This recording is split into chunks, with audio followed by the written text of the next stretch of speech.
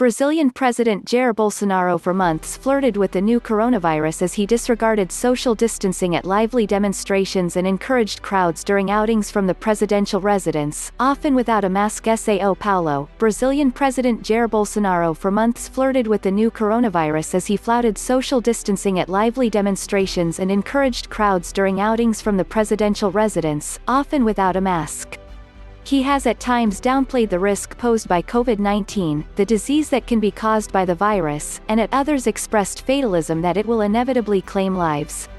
He says tough measures to curb the virus spread such as lockdowns are a threat to Brazil's economic well-being. On Tuesday, he announced that he has tested positive for the virus, making him one of the more than 1.6 million Brazilians with confirmed infections.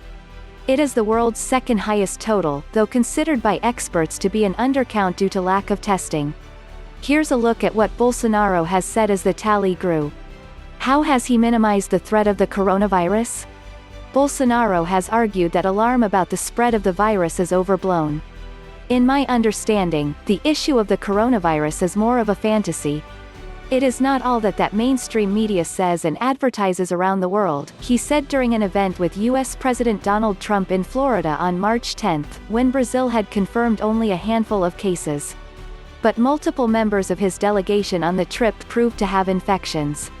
Still, Bolsonaro insisted in a March 15 interview that worry about COVID-19 was hysteria. Other viruses that were more dangerous happened in the past and we didn't have this crisis, he said. In a March 24 nationally televised address, Bolsonaro struck a defiant tone as he downplayed the virus, sometimes while smirking.